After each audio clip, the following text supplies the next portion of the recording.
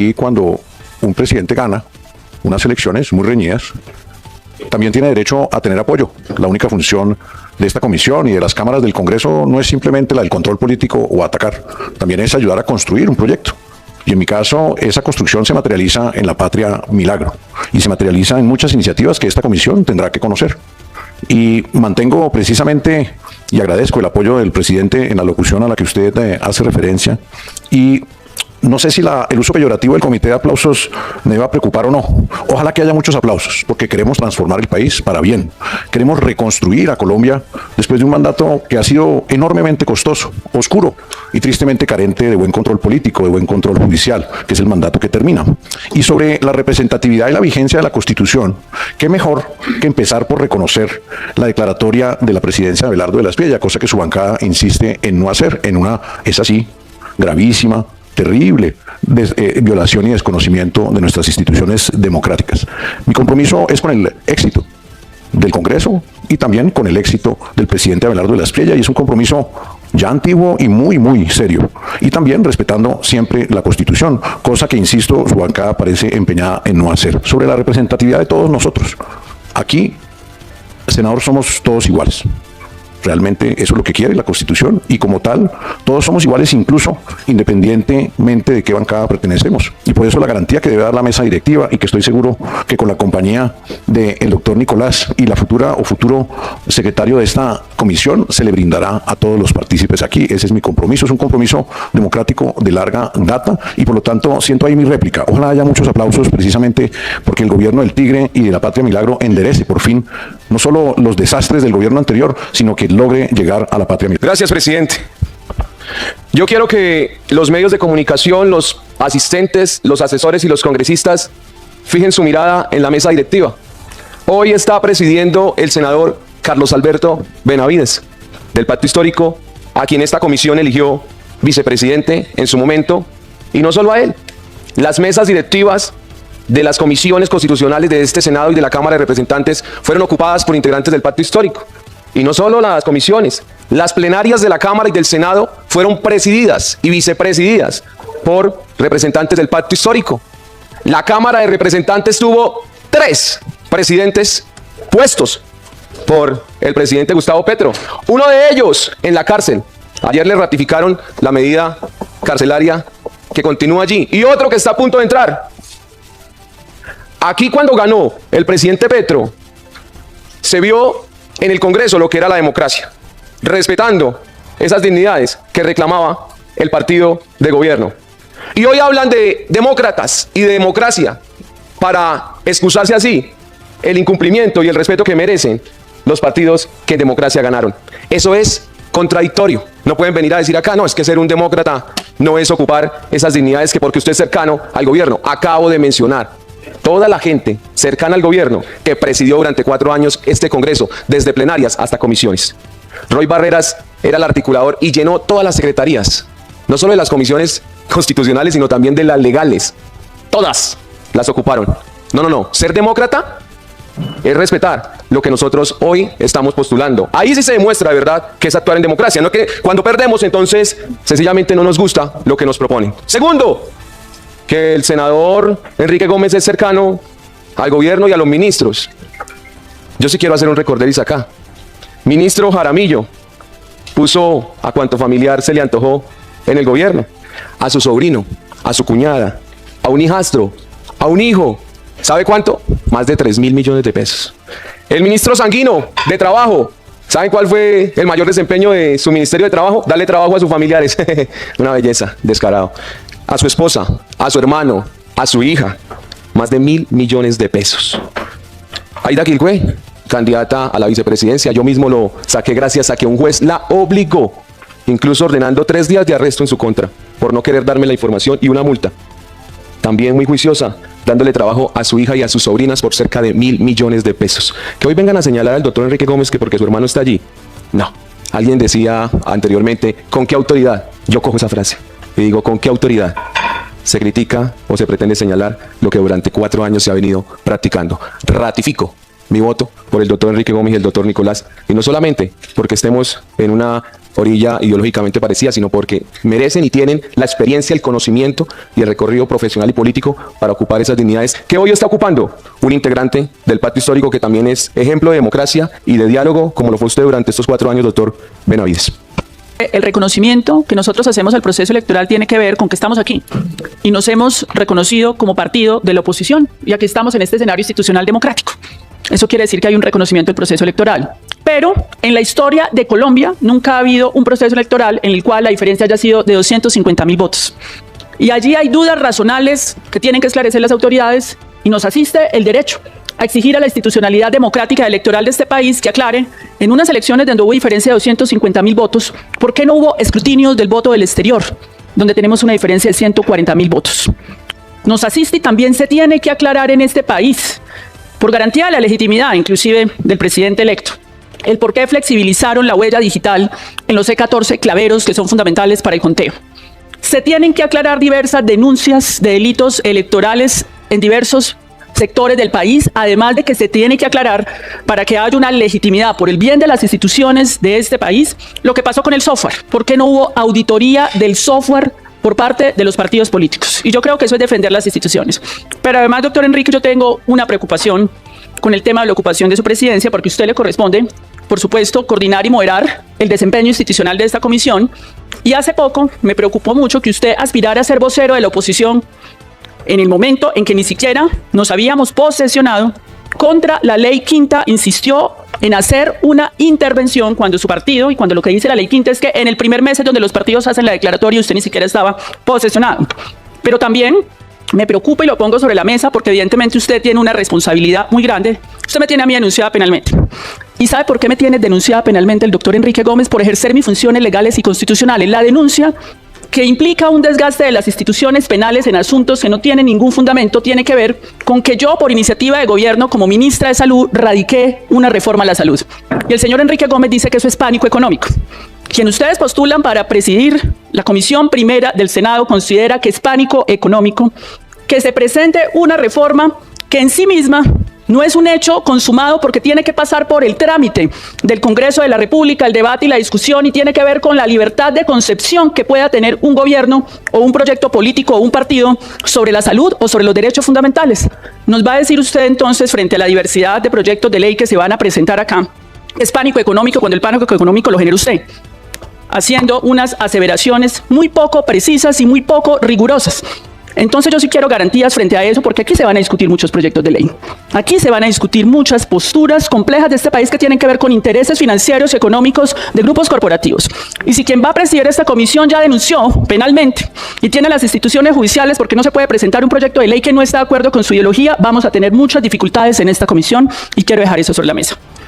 No reconocer los resultados, retirando las impugnaciones como lo hizo el pacto histórico en el proceso de escrutinio, pretender, como lo hizo una compañera suya, impedir que este Congreso posesione al presidente electo, son actos que perturban y van en contravía de la ley y la Constitución. No me detengo en eso porque el país lo ha visto y eso está más que claro. Venir a construir una narrativa para justificar eso, pues es una historia larga de la historia, y gracias a Dios el país está abriendo sus ojos y transformando su visión de la realidad, está rompiendo esta barrera de propaganda. Sobre su mención a por qué quise intervenir como partido de oposición, pues la respuesta es muy lógica, doctora. Hasta donde yo sé, el presidente en ejercicio es su presidente y yo me declaré en oposición al presidente Petro hace muchísimos años. De hecho, le informo, fue Salvación Nacional el primer partido declarado en oposición en 2022. Y esa democracia que bien señalaba el senador JP, llena de cinismo y de hipocresía. Cuando gano, me sirve. Cuando no gano, no me sirve. Cuando están de acuerdo conmigo, tengan el uso de la palabra. Si no están de acuerdo conmigo, le quito el uso de la palabra. Es precisamente la que no va a suceder aquí en esta comisión. Porque yo, a diferencia de lo que hicieron muchos miembros del Pacto Histórico en la sesión del 20 de julio, creo que hay que escuchar, y contra más podamos escuchar a quienes piensan diferente, nos va mejor. Denuncias penales, senadora, lo siento, muchas. Y si la condición para ejercer una dignidad en este Congreso es ser connivente con el crimen, ser connivente con la mala gestión, ser connivente con la omisión intencional, pues estaríamos violando nuestros deberes como funcionarios públicos. El derrumbe a la salud que usted provocó, el no pago de las deudas por presupuestos máximos de manera intencional, llevaron al sistema a la crisis actual que el país conoce, que es innegable, a 6 o 7 intervenciones que representan en las EPS del país el 60% de los usuarios y que han generado cientos de miles de muertes evitables bajo su mandato. Y ojalá las investigaciones avancen. Sabemos que mucho de ese desastre institucional se ha seguido provocando y se mantiene hoy con el saqueo sistemático de las EPS intervenidas, que sigo denunciando. Y también denuncié y denunciaré a su sucesor y a sus superintendentes que usted participó en su designación y a todos esos interventores que hoy le roban la salud a los colombianos. Guardar silencio frente al delito no puede ser una condición para ejercer una dignidad en este Congreso y no lo voy a hacer. En los casos en que usted considere que en relación con usted o sus intervenciones, sus proyectos de ley ante esta comisión me deba declarar impedido, existe en el reglamento el procedimiento y le ruego tenga bien eventualmente, si tengo la posibilidad de ser presidente de esta comisión, pues que acuda a los mecanismos legales. Vetos previos, porque denunciar la corrupción creo que es el mal camino que toma el pacto ahora que llega la hora del tapen. Gracias, presidente. Senador Enrique, me preocupa mucho la respuesta que usted le acaba de dar a la senadora Corcho, porque refleja un profundo desconocimiento de la Ley Quinta, y lo primero que uno tiene que hacer para asumir una mesa directiva pues es conocer la Ley Quinta. La Ley Quinta establece que cuando se instala el Congreso de la República hablan los representantes de la oposición, pero ¿cómo se configura la representación de la oposición? Primero tienen que estar posesionados. En ese momento no se había instalado el Congreso de la República, por tanto no era senador posesionado de la República. Segundo, hay un mes después de la instalación del nuevo gobierno para que se declaren las bancadas si son independientes, de gobierno o de oposición, y después de eso se otorga el derecho legítimo a participar en calidad de la oposición en este país. Porque es que si fuera así tendríamos que abrir la posibilidad para que los cientos de miles de personas que se declaran en oposición a un gobierno pudiesen intervenir en calidad de ciudadanos, porque allí estaba en calidad de ciudadano en la instalación del Congreso de la República. Así que yo creo que esa respuesta pues absolutamente refleja un desconocimiento justamente de lo que aquí se tiene que garantizar, que es el cumplimiento del reglamento del Congreso y de la Ley Quinta. Ahora, aquí se nos tilda de que estamos incumpliendo, de que tenemos una postura antidemocrática como pacto histórico, porque no acompañamos una postulación de la que, entre otras cosas, nosotros no participamos, un acuerdo del que no participamos.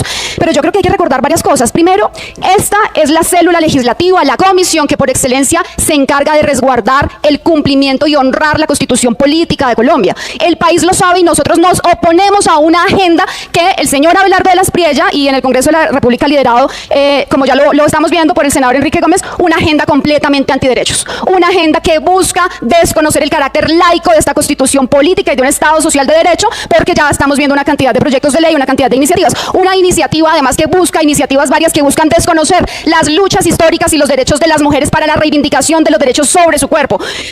Proyectos que buscan iniciativas que se han dicho públicamente, que lo han dicho en campaña, que lo han refrendado, penalizar, castigar, sancionar, asusar a la gente por ejercer su derecho libre de la movilización y la protesta social, el porte legal de armas, que son discusiones que se van a dar en esta célula legislativa. Así que no nos pidan de ninguna manera que el pacto histórico como bancada acompañe la postulación de una mesa directiva que justamente es contraria a todo lo que históricamente el movimiento social y la ciudadanía ha defendido para reivindicar derechos que hoy hacen parte del bloque de constitucionalidad de nuestro país. Así que aquí ni antiderechos ni antidemocráticos. Aquí lo que somos es coherentes, senador JP, distinto a otros congresistas que se hacen elegir con unas causas y terminan defendiendo otras. Gracias, presidente. Sí, yo soy la senadora, con los buenos días para todos y todas, que hizo la proposición y que la sostiene, senador. Sostengo la idea de que el Congreso de la República no puede posesionar al señor Abelardo de la Espriella. Esa sigue siendo mi posición. Y yo quiero leer el artículo 2 de la Constitución. ¿Por qué? Porque usted ha sido propuesto para una alta dignidad en nuestro país, y es resguardar la Constitución desde la Comisión Primera del Senado de la República a través de la Presidencia, y el artículo 2 es absolutamente claro. Son fines esenciales del Estado. Todas las instituciones del Estado nos debemos a defender la independencia nacional, mantener la integridad territorial y asegurar la convivencia pacífica y la vigencia del orden justo. ¿Y por qué hago alusión al artículo 2 de la Constitución? Porque el señor Abelardo de la Espriella juró, y en ese juramento de su ciudadanía estadounidense renunció a la lealtad a otros países, incluido nuestro país. Renunciar a la lealtad a nuestro país le impide que ejerza sus funciones como presidente, sobre todo las establecidas en el artículo 189 de la Constitución, que es que defender nuestra integridad territorial, defender nuestra independencia. Lo que va a suceder el 7 de agosto, si el Congreso no reflexiona, es que vamos a entregar nuestro país a Estados Unidos. Es que vamos a entregar nuestra soberanía. Yo sí le quiero preguntar a quienes ustedes han postulado como presidente de esta comisión, es cómo va a ayudarnos a defender la soberanía y la independencia de nuestra nación. Este poder es independiente. El legislativo tiene independencia del ejecutivo y tiene sus obligaciones también, porque nos tiene que consultar en la declaración de una guerra al Senado, no a la Cámara. En el caso de que se declare una guerra para defender nuestra independencia, nos consulta a nosotros como senadores de la República. Así que sí, la dignidad no es menos, la discusión no es menor. Por eso, no es una discusión sobre legalidad, senador. No, es una discusión sobre legitimidad. Y este es solo uno de los aspectos en discusión sobre la legitimidad. Así que esa discusión sobre legitimidad no se la pueden quitar a ningún congresista de la República. Y eso no puede ser llamado como antidemocrático. No, yo no voy a reconocer a Abelardo de la Espriella hasta que no renuncie a su ciudadanía extranjera, y lo estoy sustentando en nuestra Constitución. Es ella la que me orienta a mí y a esos votos que nos dieron en el pacto histórico. Y me quedo muy preocupada en el alarde del nepotismo, porque yo quiero preguntarles cuál senador de la República del pacto histórico tenía un hermano como ministro. Ninguno, pero aquí se hace alarde del nepotismo. Claro que lo rechazo con mi bancada y con todo el mundo. Pero entonces no porque ocurrió en unos, entonces se celebra en otros, ¿no? Hay que rechazarlo y siempre lo hemos hecho. Yo lo hago al interior de mi bancada, pero hoy lo hago de manera pública. No puede ser que alardemos, aquí se haga un alarde del nepotismo. Está muy bien que quien se postula para ser el presidente de la Comisión Legal Constitucional de nuestro país, la Comisión Primera, entonces su hermano sea el ministro de Hacienda. Pues no nos parece bien. Porque una cosa es tener otro cargo y otra el cargo de un ministerio. Aquí no se puede hacer alarde del nepotismo. Y yo le quería decir, con todo respeto, senador, esta comisión ha cambiado en más de 50 veces nuestra Constitución. No es un riesgo, es una potestad que tenemos los congresistas. Y lo tiene esta comisión. Claro que se puede cambiar la Constitución, por supuesto. Nosotros hicimos varias propuestas de reforma a la Constitución, pero desde que se dé el procedimiento que está establecido en ella. No es una amenaza. No, hay un procedimiento para ello. Cambiar, proponer lo que consideramos en ella no está acorde con la actualidad de nuestro país. No puede tampoco ser considerado como mi proposición de que no se posesione a Abelardo de la Espriella ante el Congreso. Lo puede hacer ante la Corte Suprema de Justicia. Lo puede hacer. Y yo les pido que por favor reflexionemos en la votación que se haga en este momento. Porque la votación que se haga en este momento depende del equilibrio de poderes en nuestro país. Gracias, presidente. Senadora Esmeralda, usted me mencionó. Yo le voy a responder con ese mismo respeto que siempre la recibo cuando viene a buscar mi voto para sus proyectos, los cuales hemos sacado adelante. Usted habla de que cómo elegir en la mesa directiva personas que tengan proyectos legislativos muy contrarios a lo que de pronto ustedes profesan, abanderan. En la mesa directiva de estos 4 años estuvieron personas que estaban completamente dispuestas a que un niño de un colegio saliera y encontrara la marihuana en la esquina del colegio. Yo me opuse, 2 veces logramos hundir el proyecto. En la mesa directiva de estos 4 años estuvieron personas que están completamente dispuestas a que no maten un torito, que es una de sus luchas, que se la reconozco, pero sí apuñalen y asesinen a un niño de 6 meses, porque es algo que les parece que es un derecho. Están pidiendo aborto total, ¿no? 9 meses, o sea, ya el niño completamente listo para salir, que a puñaladas lo saquen. En la mesa directiva estuvo gente que apoyó que a criminales como Calarcá y Iván Mordisco los beneficiaran. Ahí está que les tenían escoltas, camionetas, los paraban con armas y menores de edad, y aún así corría la fiscal por orden de Petro a buscarle la libertad para que luego Calarcá saliera y matara a nuestros militares. E incluso gente como esta, beneficiada por el gobierno, ya saben ustedes cómo nos asesinaron a un compañero del Congreso. Entonces, en la mesa directiva siempre hubo gente que pensó completamente diferente a nosotros, y no por eso nosotros fuimos antidemócratas. Nosotros actuamos en democracia y respetamos esas dignidades que como partido de gobierno merecían. Esa es mi respuesta respetuosa, y le anticipo, senadora Esmeralda, que todo lo que tenga que ver con protección animal va a contar con mi apoyo. Así es que la sigo esperando para que me siga buscando el voto, que yo voy a seguir apoyándola. Gracias. Dice usted, senadora, que esta es la única ocasión en la historia en que la diferencia entre los candidatos es de 250.000 votos. No, ha habido diferencias menores en la historia constitucional colombiana. Pastrana le ganó a Rojas Pinilla por 63.000 votos. Turbaya Belisario por 143.000. Sampera Pastrana por 156.000. Muchos menos de los 250.000 de Abelardo de la Espriella sobre Iván Cepeda. Dicho esto, creo que ese al final no es el punto de fondo.